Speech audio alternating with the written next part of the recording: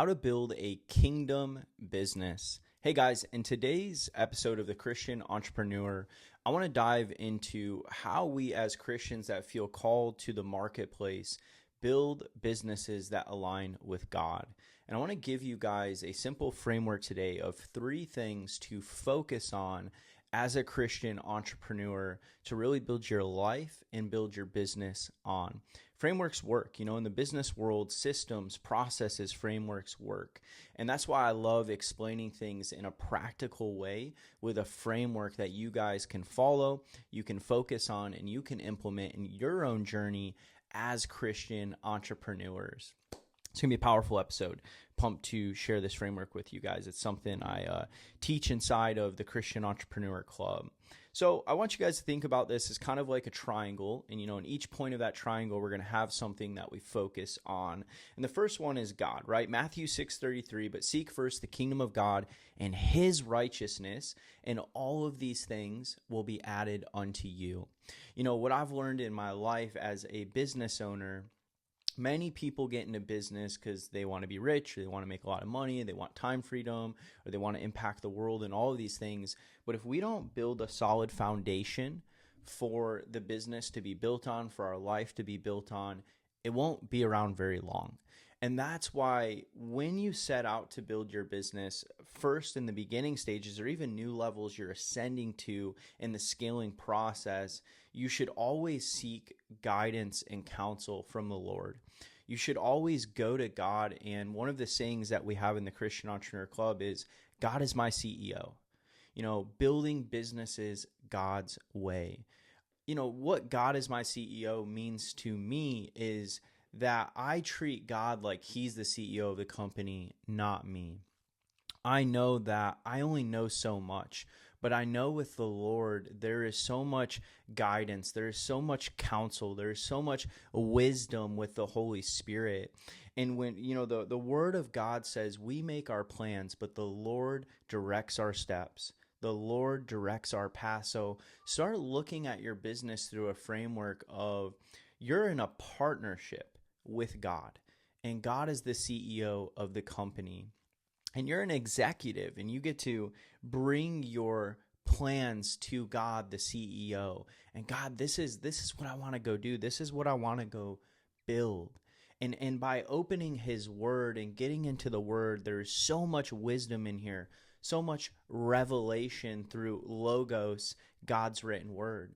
But then there's just the intimacy in the secret place with God in our prayer time and our talking to him and praying and discerning before we make big decisions in business and leaning on God in those decisions. As a young guy that didn't have a close relationship with Jesus, I tried to strong will my way through everything. I grew up with my dad in prison, raised by a single mom. I moved out on my own at 16 years old. So I just had this me, myself, and I attitude, this chip on my shoulder, this I'll prove everyone wrong. And it would serve me to a purpose because I was motivated and driven to prove people wrong, that I wasn't a failure, that I wasn't a nobody, that I could do great things with my life. But even in that process, there was always something missing. I always felt like I was trying to do something so much bigger than myself. And then I developed an intimacy with my Father. I learned that we have a God that loves us. You have a God that created you, that he's the one that gave you the blueprints for the business idea in the first place. He delegated to you and I unique gifts, talents, ideas, dreams, business plans, strategies that he's entrusted us with. So the first thing that we have to get right is seeking God first and laying the foundation in our business. And it's crazy because now I can't imagine making a big decision in the business world or even daily going to God for the decisions I have to make, even the small things, and not having God as my CEO, not having his counsel, not having wisdom from the Lord. The wisdom is so important. And it says wisdom begins with the fear of the Lord. And the fear of the Lord is to hate evil. So the way that I've interpreted this is we have a God that loves us so much that he wants to have a relationship with us. And in that relationship, he speaks to us. And in that speaking to us, we get wisdom, understanding, and discernment, right? So the only thing that can separate us from being, let's look at it like God's a CEO and he's got an office, right? And it's at the 100th floor of a skyscraper. Your access to go up in that elevator, to go to his office, to spend time with him, comes from having a fear of the Lord, which is to hate evil, despising sin, doing your best to be set apart, to live holy, to live righteous. And because of that, you have a good relationship with God. You can spend time with him because he can't bear the sight of sin. It's not that God says, hey, you're not welcome on the 100th floor if you're a sinner. God loves us all. But what he is saying is, I cannot bear the sight of sin. And if you're going to live in that way, I just can't spend time with you right now. But when we have a healthy fear of the Lord and we're doing our best to live holy and righteous and set apart, we have a fear of the Lord. And a fear of the Lord is different than, God, I just love you so much. I don't want to be apart from you because I know how much you love me. I know how much you adore me. I know how much you enjoy spending time with me. And I'm going to bring this all around to business. Don't worry. So in that, what I've learned is I've developed a relationship and an intimacy with God because I have a healthy fear of the Lord. And when I have that, it says that's where wisdom begins. And it's in that secret place. It's in that council. It's in that 100th floor with God being your CEO, and in this office in my prayer time and opening the Bible. Like I just almost can visualize it right now, guys, as I'm recording this podcast, that like I'm in God's office and I'm opening this Bible and I'm talking to him and I'm praying in the morning, and I just feel like God is speaking to me. You know, I get ideas even for this morning in this podcast, and I begin to write and I begin to journal, and these thoughts begin to come through me. You guys ever wonder, like, where do good thoughts come from? Where does good strategy come from? I believe it comes from a good place. It comes from God. And I believe bad thoughts and hateful things come from hell. And both are competing to get to us and in us and through us so they can express themselves in the world. First thing you got to get right as a Christian entrepreneur is you got to talk to God every day. You got to seek his wise counsel. You got to have a fear of the Lord. You got to let him be your CEO. You got to drop the pride. You got to drop the ego. And you got to know you only have the business because God entrusted you with it. You only have the money, the finances, the bank account because God has temporarily entrusted you with those resources in this temporal time that we live on this earth. Seek first the kingdom of God and his righteousness, and all of these things will be added unto you. All right, now we're going to move over to the second thing. You cannot build a business and be highly successful without strategy. You have to get strategy. One of the best ways to get strategy is coaching and systems and processes and learning from people that have been highly successful in the marketplace. You know, I meet Christians all the time. I've prayed for a lot of people that want to see financial miracles happen in their life, that want to build multi-million-dollar companies. Maybe that's you right now, and that's okay. You should have that desire. God did give you that dream. He did give you that passion.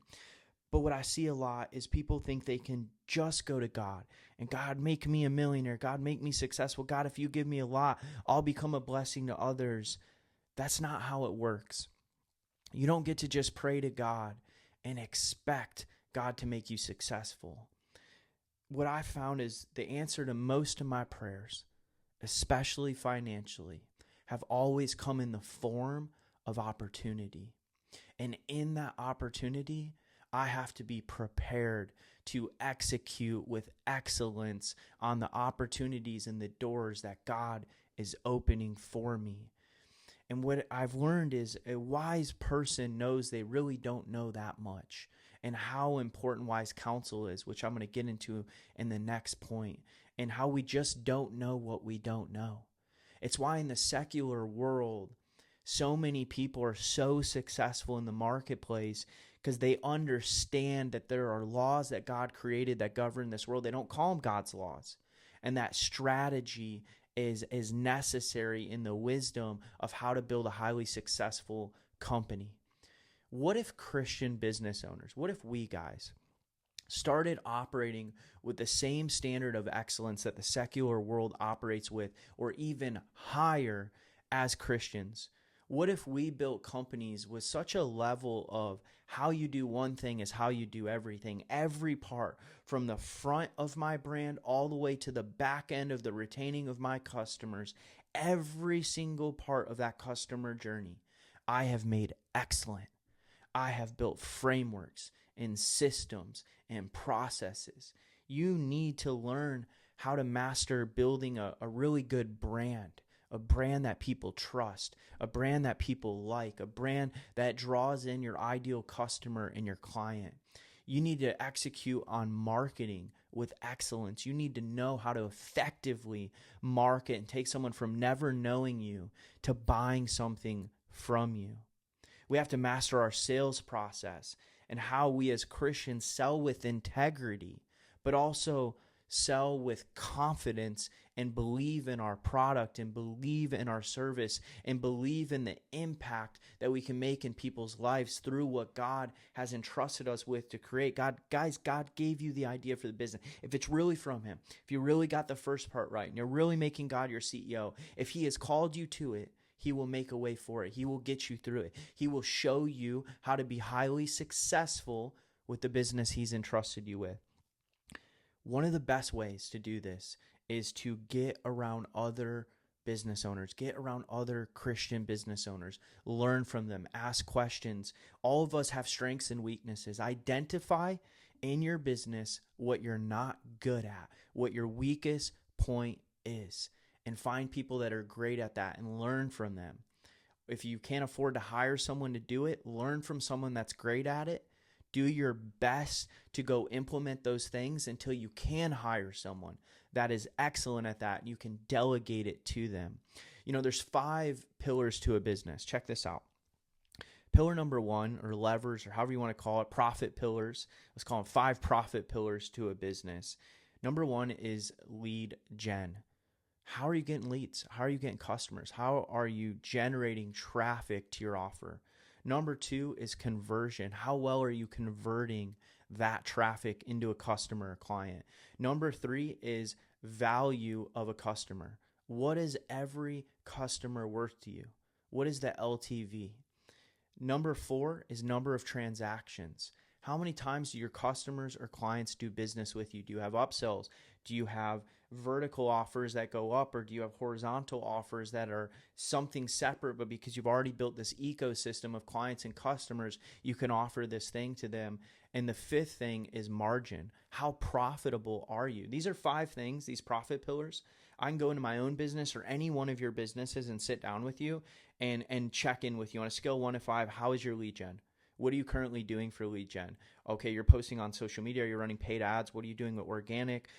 Just understanding all of the different ways right now that you're marketing, and how many leads on average do you get a month? What is your goal that you want to make in revenue? Okay, we have a huge gap here. I'd probably put you at a 1 or a 2 for your lead gen because you want to be here. You're only generating this much traffic. This problem must be solved. If we don't solve this problem, all the other profit pillars, it doesn't matter. The second one, maybe you get a lot of leads, but how well do you convert on those? Maybe your sales process needs to be optimized. And then we have value of a customer. Raise your prices, increase that. Like, there's so many things I can go into a business. Value of a customer, number of transactions, and margin are, once you have a business off the ground, those are 3 things you can optimize to reflect in your bottom line and your P&L really easily. So really cool stuff. But you got to get around high-level people. You got to get in rooms, guys. You're not going to be successful sitting at home watching YouTube videos all day. You got to get around people that are smarter than you in business. If you hang around the barbershop long enough, sooner or later you're going to get a haircut. You need to hire a coach. You need to hire people that are experts. You need to learn from them. You know, I've invested over $100,000 in coaches, masterminds, events, trips, getting in rooms, buying courses, buying curriculum to learn what I didn't know. Now I'm able, I could go in a boardroom with you. We could have whiteboards. I can map your entire business out and probably find 3 places we could focus on right now to grow your business by 20%. The reason I have the ability to do that is because I'm not just some wizard at business. It's because I've hired so many coaches.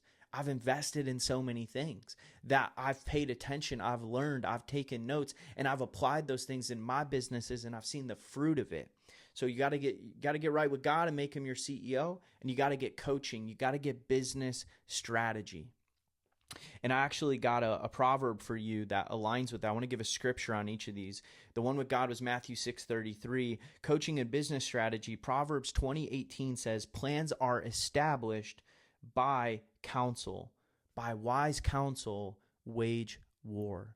One of the things we do in the Christian Entrepreneur Club is we have 2 community calls a month. I gather Christian business owners from all around the world together. One of those calls is called a War Room call. And on the 4th Thursday of the month at 4 p.m. Pacific time, 7 p.m. Eastern time, I gather a bunch of Christian business owners on Zoom, and I developed a framework called a War Room because I understand that King Solomon was saying, by wise counsel we must wage war, and in the marketplace we are fighting wars. We as Christians are also fighting to build businesses God's way, and that's why we need to have wise counsel in the process of building and scaling our companies. So on these calls, it's very designed with a framework to align you with other Christian business owners that can speak into your plans for your business to help you hit your goals and take territory and ultimately glorify God through the process. So imagine this. You're meeting with 100 plus Christian business owners. We break you into smaller groups. War Room's probably about 7. So you and 6 other Christian business owners, and you say, hey guys, we're in October right now. We're in Q4. And my goal for Q4, how to end the year, is I really want to be here. This is the biggest rock I want to move in my business. This is what I believe needs to happen in order for me to get there. These are the things that are holding me back from doing this. And you have all these smart, wise business owners, different industries, different businesses, different backgrounds, different strengths and weaknesses than you, all speaking into you, all giving you wisdom. Iron sharpens iron as one person sharpens another. And you walk away from that call like you just had an executive meeting with your own board of advisors, except for you don't need to have a Fortune 500 company to do that because we're coming together to support each other. It's amazing what comes out of these calls. It's honestly incredible. It has changed my life. If you're not masterminding, if you're not getting in rooms with people that are smarter than you, you're missing out. You need to. I'll go one step further. Who you're getting in a room with matters even more. Make sure they have the same values, the same integrity. They're building businesses off of biblical principles, which leads me into our 3rd point today of our framework, of our triangle. Community. I do not believe you can be highly successful in business without getting community right, without getting relationships right. Yes, there are some a-holes out there that have built successful companies and make a lot of money and probably aren't the best person, but they still know the value of relationships. They still know the value of their connections, and they leverage those connections to be successful. I think that business fundamentally is built on relationships. And if you really want to grow and go far in the marketplace, it really is about who you know. Relationships unlock everything in business. I'm so grateful that I've invested in coaching programs and masterminds, and I've been a good human being, and I've developed and built relationships with so many Christian business owners because now I have such a potent community. One of the reasons Esther and I started the Christian Entrepreneur Club is we looked at this. We said, man, we got to be right with God. He's got to be our CEO. We got to get coaching. We got to get business strategy, and we got to get a community of like-minded Christian business owners.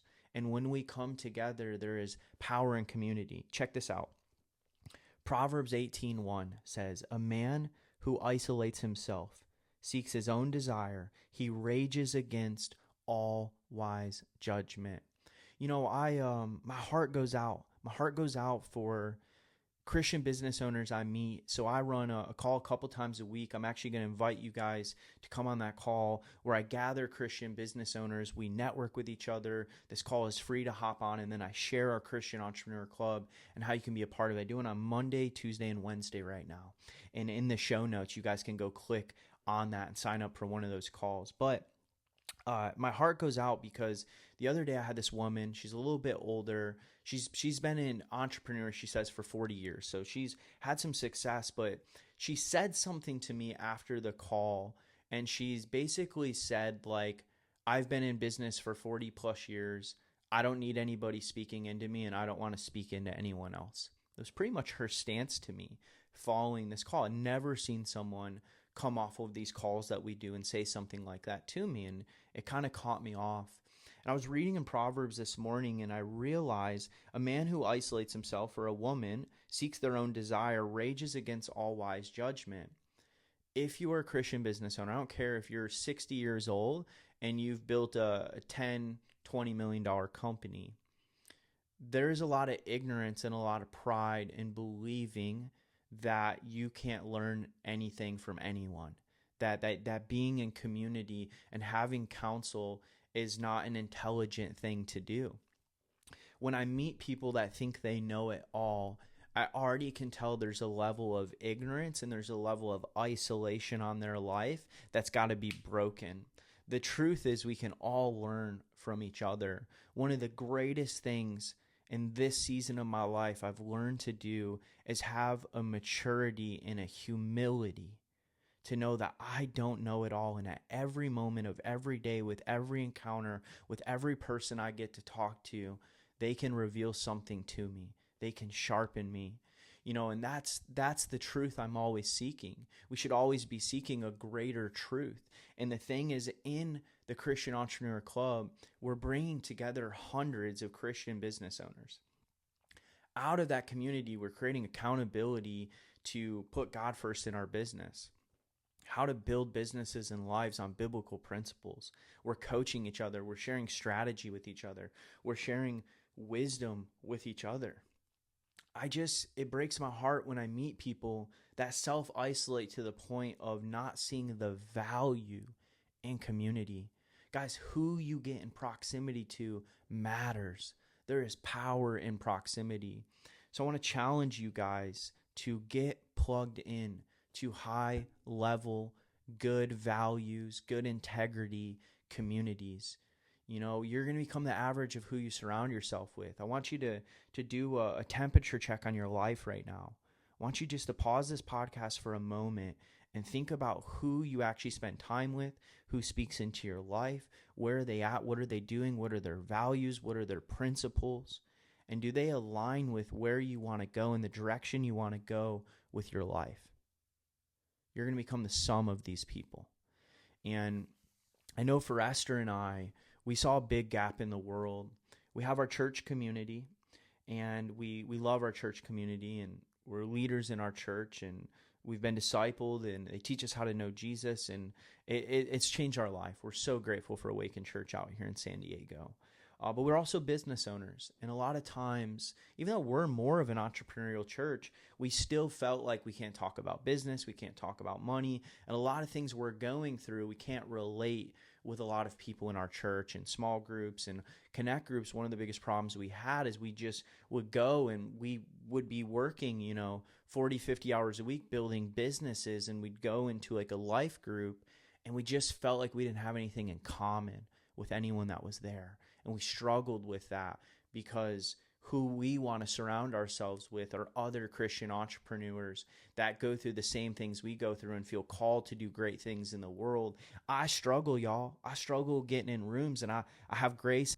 I love the person that just feels called to be a stay-at-home parent or, a school teacher. Like, I'm so grateful God has that calling on your life, and that's what he's called you to, and that's what you fulfill. So I love being around people like that, but also in the same token, it's just not what I feel God has called me to. So I naturally think we want to be surrounded by people that have similar values and callings and vocations on their life. And so we just noticed this gap. We love our church community. We're still plugged in. We still do all those things.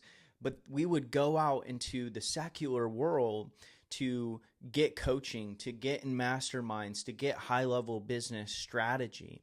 And I think this is how it's pretty much been. You have your church community and you have this business world. And as a Christian business owner, you're kind of hopping between the two. Like, all right, I'm going to be all in on church, doing all these church activities, and I'm going to go hop on a plane. I'm going to go to this mastermind and this thing. I'm going to get around these guys. And a lot of them aren't believers, and a lot of things they do with their life I don't really agree with, but they're really good at business. So I'm going to go so I can learn strategy so I can keep building my business and glorifying God. And there's this massive gap between the two. God showed me a vision of us bridging that gap between the two.